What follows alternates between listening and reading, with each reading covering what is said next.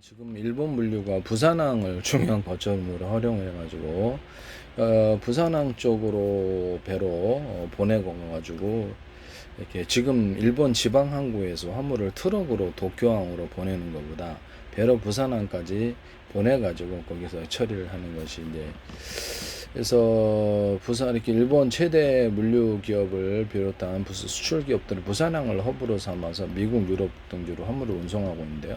만약 거꾸로 생각을 하면 부산항으로 들어오기 위해서 거기 창고가 있으면 거기서 이제 이게 물건을 배분해서 일본으로 들어간다 하겠습니다. 왜냐하면 수출만 하는 게 아니라 물류 기업들이 수입까지도 이렇게 물량을 할 수 있기 때문에. 그러면 제주도에다가 지금 중국이 이렇게 중국과 일본이 한 3천억 달러 넘는답니다. 거래가. 그렇게 되면 중국의 어떤 온라인 플랫폼을 기반으로 한 해외 직구라든지 이런 배송 상품, 일본이 1위래요. 1위. 그래서 일본에서 굉장히 많은 물량이 들어오기 때문에 거기서 부산항에서 이렇게 물건을 나눠 갖고 일본 전역의 항구나 일본 그쪽으로 물량이 많다면 배송하는 거하고, 제주도 칭다오에서 와가지고 거기서 물량을 갖다 놓고 이렇게 갖다 놓고 이렇게 일본 전역으로 하는 거하고 뭐가 틀리냐라는 거죠. 문제는 관세인데요. 그래서 이 관세를 갖다가 이중으로 돼야 되는, 물류가 아니라 보세 창고에서는 면세라고 하면은 꼭 보세 창고에 갖다 놓고 여기서 부담이 없으니까 한국에도 관세를 내야 되고 일본에도 관세를 내야 된다면 올 이유가 없겠죠, 물류비보다. 그래서 항만이나 항공 같은데 이렇게 보세구역을 확대해서 면세구역을 지정을 해요. 홍콩이 이제 이렇게 해서 발달을 했거든요. 7,065억 달러가 지금 전부 다 이렇게 중개무역에서는 93%가 이제 중개무역이랍니다. 그래서 별다른 기반이 없었는데도 이렇게 확충을 되고, 제주도가 100억 달러만 수출이 돼도 괜찮지 않느냐. 그래서 여기다가 면세구역을 지정을 해가지고 법을 이제 뒷받침을 해야 되겠죠.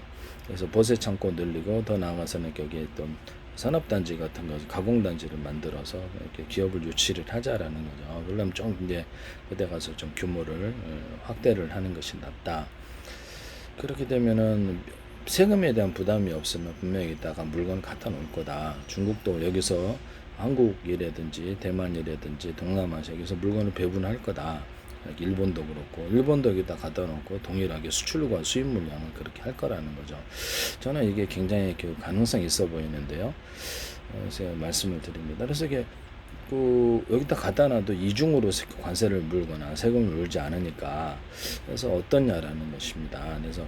그래서 이게 괜찮지 않냐라는 것입니다.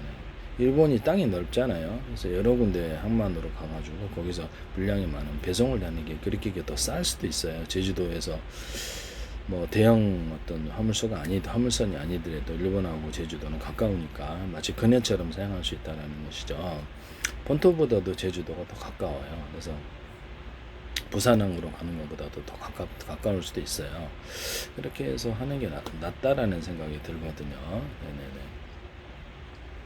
그렇게 되면은 만약에 이게 여기다가도 호남 지역의 어떤 수출 물량이다, 그럼 여기다 갖다 놓으려는 사람들이 있다라는 거예요. 그럼 우리나라 내륙 업체들도 여기다 갖다 놓고 기지를 삼아서 이제 이게 이제 활성화되면은 드나드는 배 이런 것이 많고, 적어도 반도체라든지 항공기 부품이라든지 항공기 화물로, 신선식품으로 항공기 화물로 빨리 보내기를 원하는 사람들이 있어요. 그러면 거기서는 제주도에서 2시간에서 4시간 사이로 동남아시아, 대만, 일본, 중국, 한국을 다 커버하기 때문에 주요 도시는 다 커버해. 홍콩까지 해서 마카오도 그렇죠. 그래서 이것을 어떤가라는 생각이 듭니다. 항공기 직송을 통해서 물류 기업으로서 제주도가 제가 보기엔 더 빠르게 성장할 것 같아요. 홍콩처럼 전략을 취하고 내부 안에서는 홍콩처럼 그래서 전 세계에서 쇼핑하러 홍콩 들어가는데 홍콩 전역이 면세라서 그렇답니다. 그래서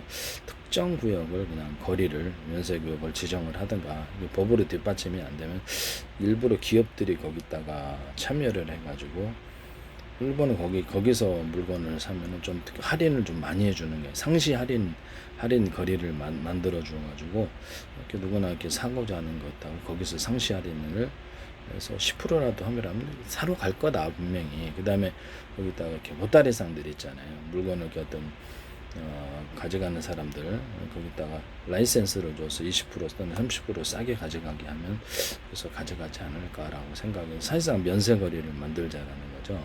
면세 법으로 뒷받침이 안 되면 그냥 물건을 기업들이 싸게 공급을 해서 면세 거리를 연결해서 쇼핑 쪽으로 관광객들을 유도를 한다면 관광객들 플러스 쇼핑이 결합되는 이런 형태로 제주도가 갈 것이라고 생각합니다. 지금은 제가 보기엔 그렇게 가는 게 훨씬 낫다.